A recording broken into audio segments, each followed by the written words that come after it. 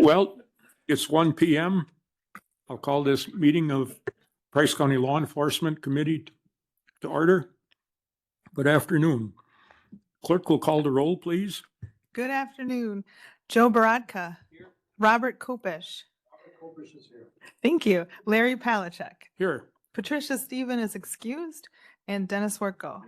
Thank you. Thank you. Items for discussion and possible action. Public comment. Anyone here for public comment? How about communications? Anyone on the committee have communications, or Mr. Chairman have anything? Okay, if not, we'll go to the meeting minutes of August 7th. What's your pleasure, gentlemen? To approve as presented. Motion by Warco, second by Kopish. Any further discussion? Hearing none, I'll call for the question. All in favor signify by saying aye. Opposed, motion carried. Coroner report. No report. No Oh. survivors again. Could I ask? He said stuff. but- Did everyone get his report in your mailbox? We did. He handed them out. He couldn't make it today. So Cheap excuse. Anybody have anything for the coroner's report? Just a question. Last time Jim was here, he was a little bit hurried because the meeting was so close to the end of the month and he couldn't get his stuff together. And a suggestion was made maybe to do quarterly. Obviously, it didn't work. This is basically a quarterly report. But have you thought about that? That maybe for him or maybe the DA or whatever could do it a quarterly rather than every month that we have a meeting? I guess it hasn't been brought up, but I wouldn't have a problem with that. Nick, would you? I mean, if the problem with taking them off every other time or every third, you guys don't meet that as often. So even if you said quarterly, he may be on every 4 of the 6 agendas you guys have for the year. So I know, yeah, most people are quarterly already on here. And I did talk to Carrie. She can have everything available that he needs. So Really, it's not that big of a deal. no, Okay, all right. Just a thought. I don't think it's going to help anybody or hurt anybody to just keep them on. For him, Really, generally all we have is Brian, Yeah. you know, and he's always very prompt, All in power. got all his stuff done. So. yeah. When he's here.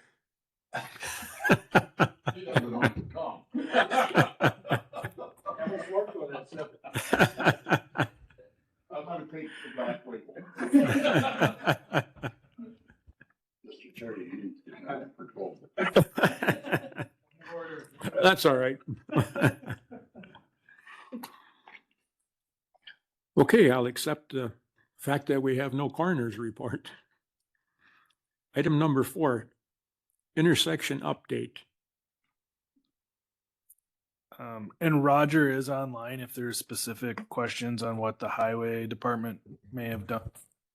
Talking about 13 and Yes. 111. So. Yeah, so recently, Larry, people have been questioning is what is being done for this intersection? I'm not here to discuss the crash. We're here to discuss the intersection. So shortly after the crash, we did have a number of deputies on occasion patrol the area, sit in the area along, whether it was Little Chicago, 111, or even 13. We did get some feedback from United Pride on some of the deputies being there. We did see that there's some people on the internet that instead of calling us, like to at least voice their concern to each other instead of calling, which whatever, we'll try to do what we can when we get the information. So I did reach out to the DOT over in Rhinelander, the individual, because I was talking to Roger from Highway, and I do feel Highway, along with the sheriff's officer, are doing what they can with what they have. But we did talk to Roger about signage. The state has indicated that they will not pay for the signage because it doesn't, it's something to deal with their policies.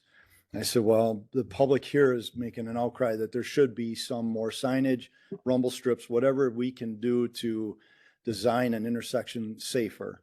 And he indicated that any type of documentation through the crash from this year won't be until next year's review when there's discussion of any kind of, let's say, a redesign, whether you're talking about lights like in Dorchester, on 13 and A, or like a roundabout and indicating that. So there's not even any indication these numbers will impact anything until next year. So the sheriff's office, along with highway, are doing what we can. And I just wanted to reassure you guys that the deputies and we've talked to State Patrol, trying to get what enforcement actions we can at that intersection as much as possible. So if you guys are getting any feedback from the public, that's what we're trying to do behind the scenes. They did bring it up at traffic safety. However, it was like a week after the incident. So it will go on the next quarterly traffic safety meeting, kind of having the same discussion. They did have the state individual there who talked about how they evaluate redesigns or when. So high level, they do an evaluation of all intersections every year. They take your top 40. So what they consider the highest likelihood for accidents based on previous accidents, things like that. They review those top 40 and then say, we have X dollars to start working on whatever's available. So they did indicate that, or the individual did indicate from the state that they believe this was a top 40 now for a while, or at least on the radar. That doesn't mean it gets anything done today or tomorrow, but it is on their radar to look at possible redesign or just safety, whether it's put up a light. It's an intersection that's not lit up at night, or different signage, rumble strips, flashing lights.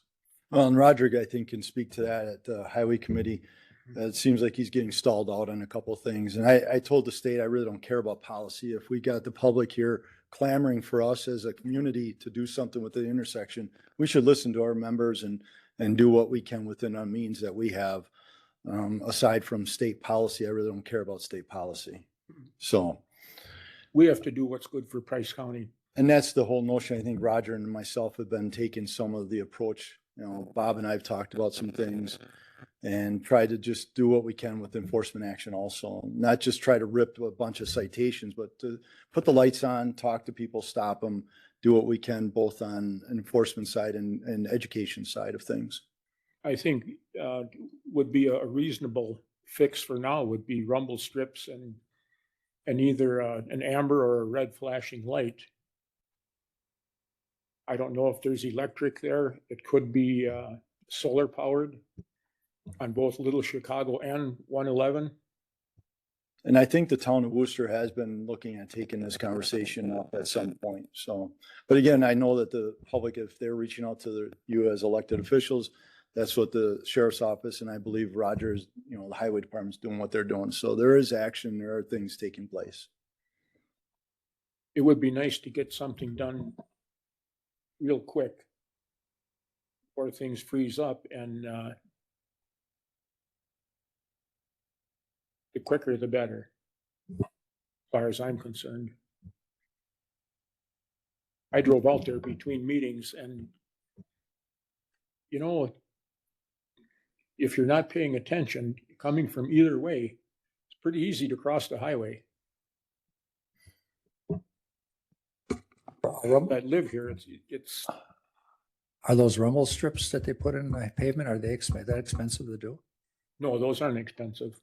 Because I know we got it at County Road B coming to County Road E by the town there. And then we got it on E going to 70 Yep. up on the other end. Of course, that's in Sawyer County.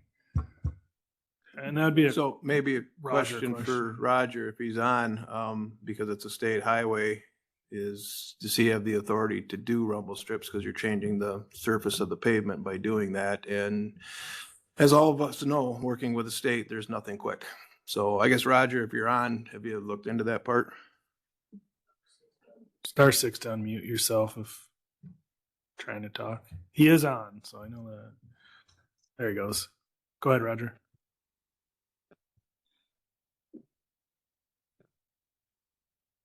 Your phone might be muted. You are unmuted on the system, so now it's up to you on your end. I just turned up the volume just in case. It shows you unmuted, Roger. Is your phone muted?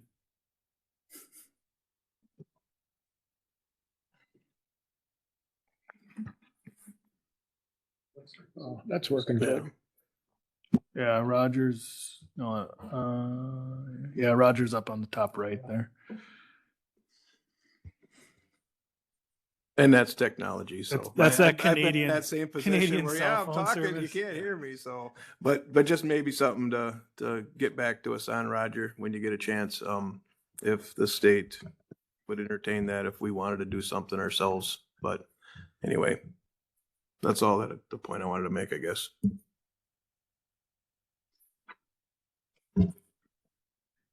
You good? On the morning of our tour, the 28th of this month, would you be able to make a quick meeting in the morning at 7?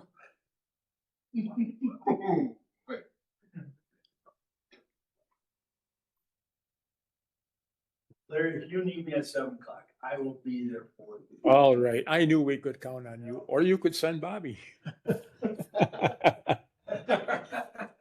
28th at 7. Okay. Thank you. Unless this would get rectified before then, that would be the next time we would have a chance to meet face to face.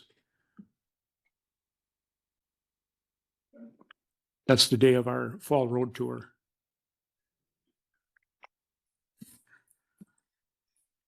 Is there anything else on the intersection update?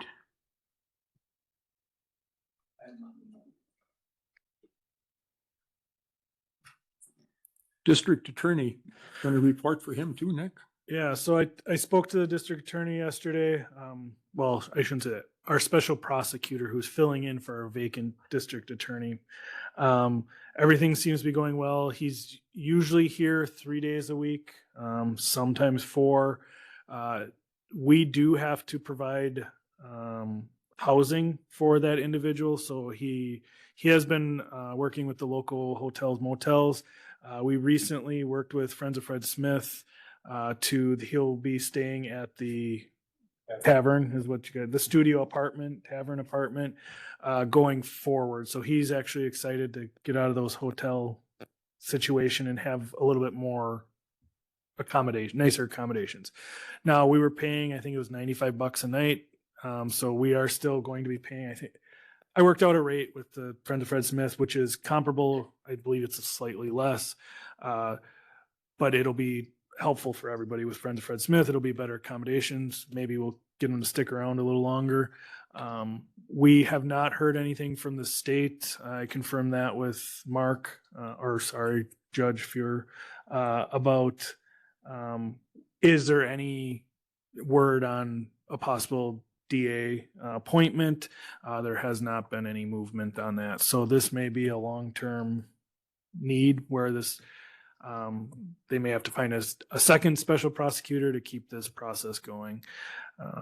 Where is he from, Nick? Do you know? Green Bay area. So, and I don't remember his last. John, do you remember? I'm not looking at. I don't remember his name offhand. But yeah, so he's a special prosecutor that we've been working with. Otherwise, we're keeping things moving upstairs in the DA's office. Okay. I'll accept the district attorney report. Clerk of Circuit Court. Yep. So this is kind of the rest of the floor covered under this one. Again, we're chugging along. We haven't had any vacancies, which is good. We've been working through cases with the judge. Probably the biggest issue right now is with Judge having been our DA for so long. There was a lot of it's not conflict of interest, but where it's like he couldn't work a lot of the cases up front because he either had them as cases under the DA or vice versa. There's a conflict. So we've been essentially working, I can't even remember what the total number, I think it's like 11 different judges to cover the cases. Ultimately, it comes down to you're working with 2 judges in 2 courtrooms because Judge Fears can still be running, but yet you bring in another judge to be doing the cases he can't. So it's been a heavy load for the staff that's been up there, because now you need 2 people clerking, you need extra people scheduling.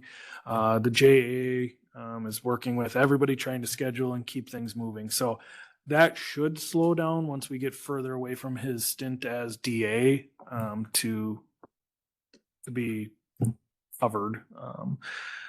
So that's probably been the biggest hurdle or the biggest time crunch, is there's really two court systems running when we're only meant to be running one.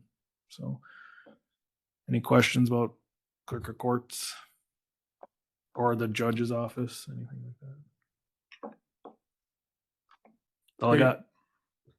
I'll accept that report. Thank you.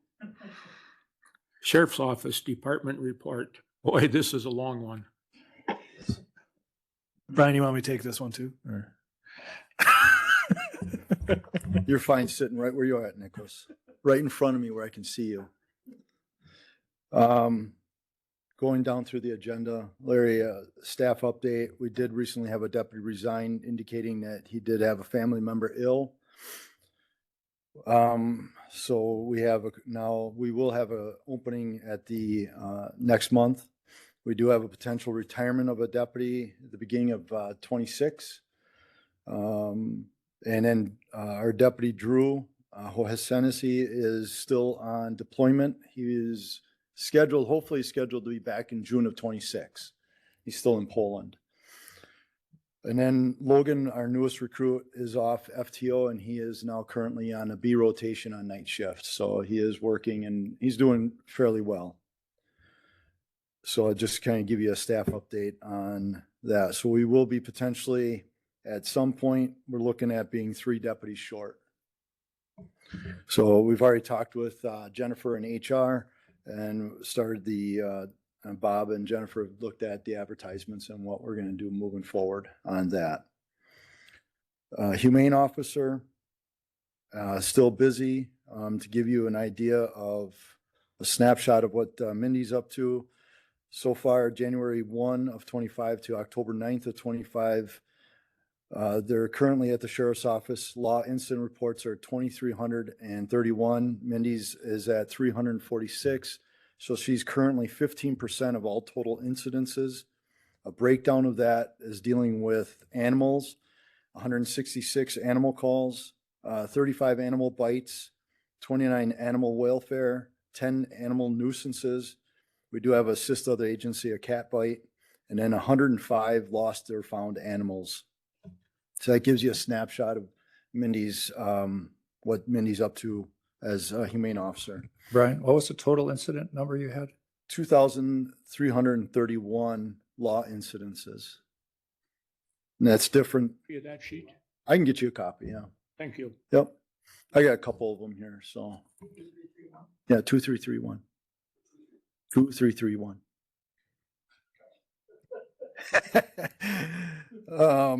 Okay. Are you just trying to throw my game off or what, Robert? Jeez. Okay. All right. You will have. You know, to Dewey talk tries to do that all the time. slow because he listens slow. Ooh. The canines, Joe and Dixon are on vacation. Dixon went bear hunting with Joe out in Idaho, and the bear season's going on right now for Joe, so Dixon's busy with that. Kane and Craig are doing well. What? The dog's not actually participating. He's just with him on vacation. Well, and I'd encourage Joe to take Dixon with, just because they're partners. But and he's it not keeps- using it as a Oh, hunting God, no. dog. Oh, no. Or something. Dixon Yeah, doesn't- it's not tracking. He's not hunting. No. Joe is traveling. The dog is. I made sure, no, Joe's got a cage for, Yes. Dixon when they're, they're doing their hunt. Dixon's back at camp. Yeah. They still No. get treats while they're They get, yeah. It's an in-kind. If you looked at the revenue lately, we did receive some for recreational. Joel was able to get out enough time to get reimbursed for around $3,000, $4,000 for snowmobile patrol. So we did get that revenue along with ATV He was able to get, I think it was like $10,000. So we are seeing some time where even with us having shortfalls on the patrol side, Joel is trying to get out when he can on the lakes and on the trails as much as possible. So if you guys we are still trying to get that going on that part. So giving you some ideas, equipment, I know that, I don't know if Nicholas has talked about Higher Ground. Higher Ground is the recording mechanism we use for 911 and all administrative lines coming into the sheriff's office, in and out. So that is one of the equipment needs that is being dealt with through hopefully a grant. I did talk to Nick's office about there's going to be a 90-10 split. Higher Ground is coming to end of life. And again, I guess, we have to look at how electronics affect us all. So Higher Ground is going to be replaced by another module within it. And hopefully we can put that as part of our PSAP grant, which we gathered about $100,000 in grant money off of that. So hopefully we'll be able to capture some of that from this expenditure. So we didn't talk specifically about this, but this what came up in executive today is like, how come our expenses keep rising? It's gone up year over year over year. Well, a lot of it is an example of this would be, I think you came, or Bobby and Danielle, when I spoke, it's like $28,000 for this product, but it's a 90-10 split. So we have to come up with $2,500, $2,800. So the expense went up by $30,000 and our actual cost was only $3,000. So when you look at our total spend, it went up extensively. Our revenues though also went up quite a bit. So overall the budget goes up because of things like this. We're being mandated to do stuff, whether it's keep certain equipment going, but there's also help for some of it. So and you guys recognize that 911, we will be coming to end of life on our 911 system around 2029, if I remember correctly. So we're trying to pre-plan for that already because that is a substantial cost. And if there's some grants out there, Danielle has been trying to work on some of those things, much like the body scanner, and trying to deal with that. These are things, again, that are outside our control, that we need a recording system for 911 and for the administrative lines, as far as for court processes and evidence as the like. And anytime we get these new modules or whatever sections of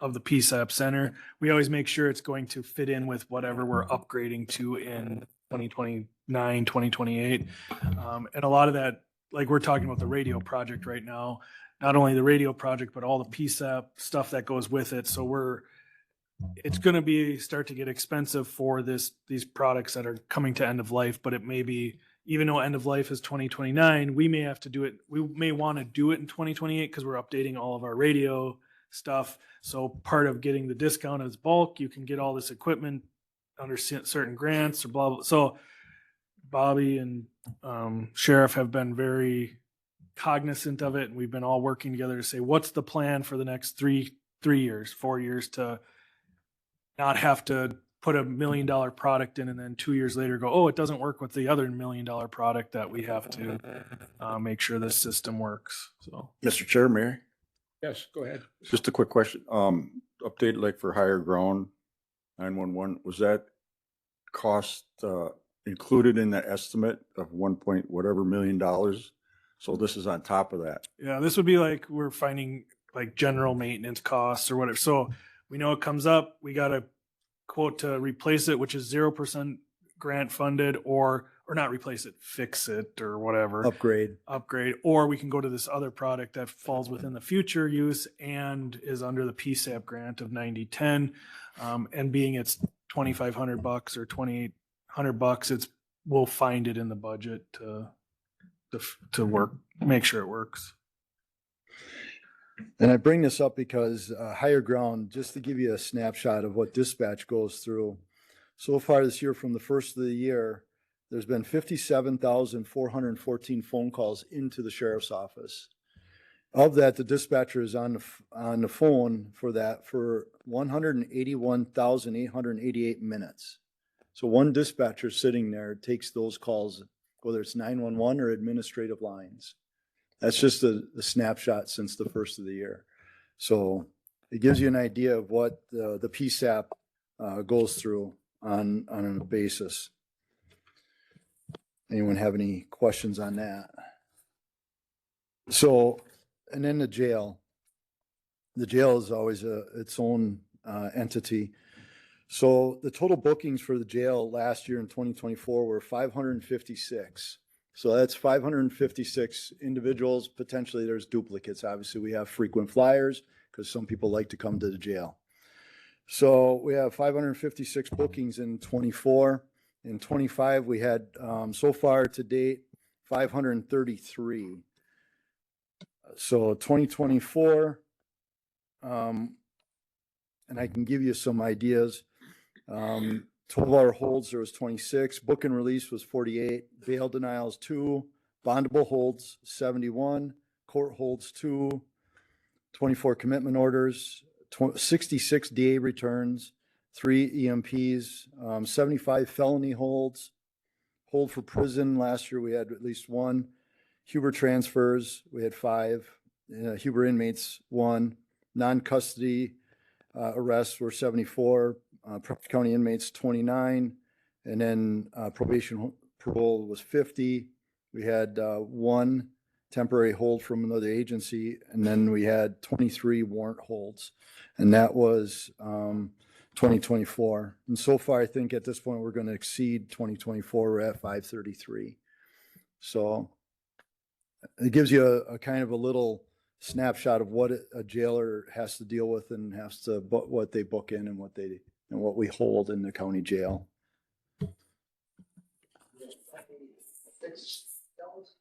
No, with the add-on, we were able to get capture 2 beds. Right now, we can hold 22. And we've got the 2 holding cells, so 24, but those are generally holding and admin seg. So there is punishment within the jail itself. So when someone has to get segregated, they go into the holding cell for a period of time when they violate a jail rule.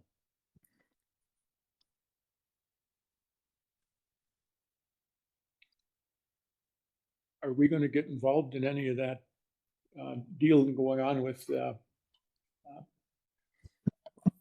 Phillips? Well, I mean, I guess the answer to the question, the individual is charged out. Any kind of charges, if let's say if found guilty or not guilty, if they're found guilty, we would have to deal with it through our jail system, yes. But being that maybe there'd be a conflict, we would maybe ship the individual. If there's any conflicts, we always ship to like Taylor County. Was that gal in our jail?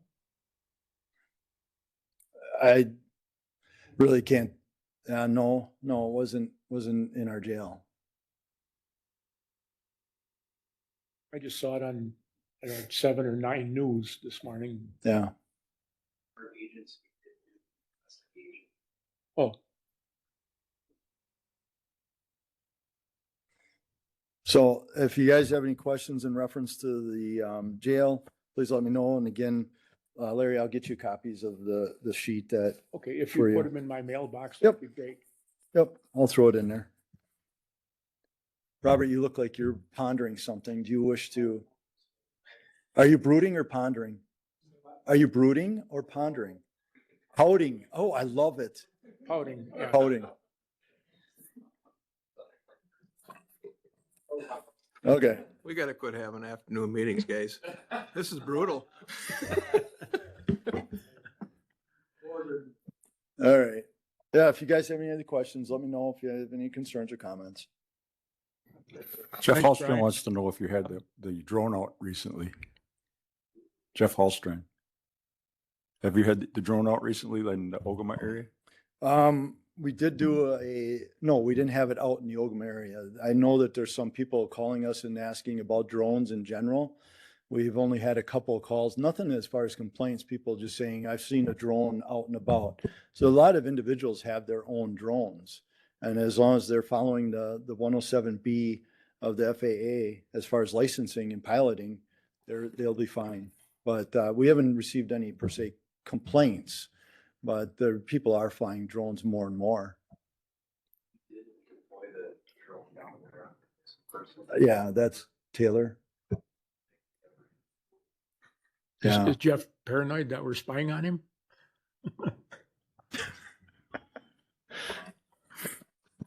We'll just tell him it's the assessor checking on.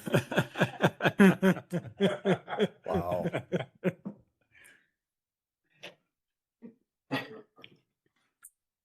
Okay, are any questions from committee members of the sheriff or chief deputy? If not, I'll accept the reports. What's your pleasure on the committee vouchers?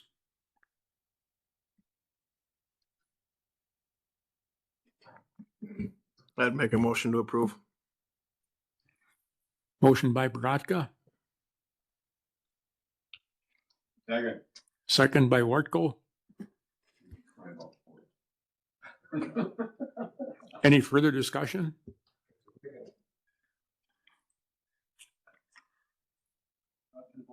Hearing none, I'll call for the question. All in favor signify by saying aye. Aye. Thank you. Number 10, we could probably take off of our agenda, Meredith. Thank you. Quick update, we did talk about it at Buildings and Grounds, though, the evidence room.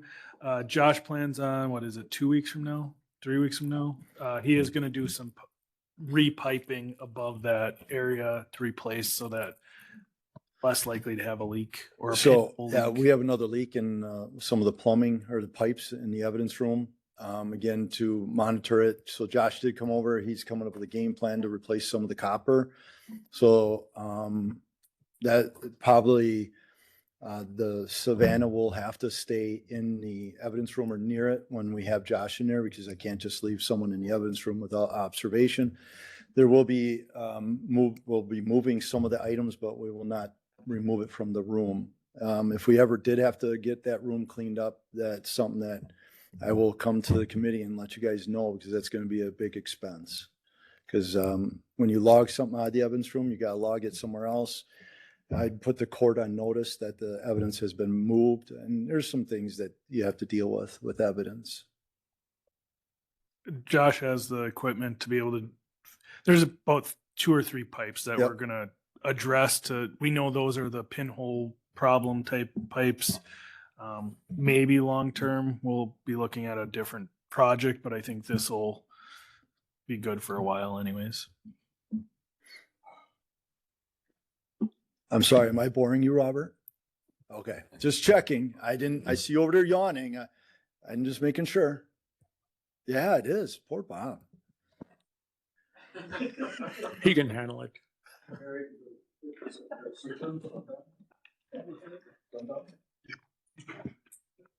Okay.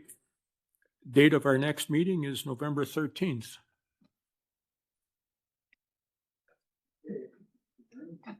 With that, we've run out of the agenda and I'll declare the meeting adjourned.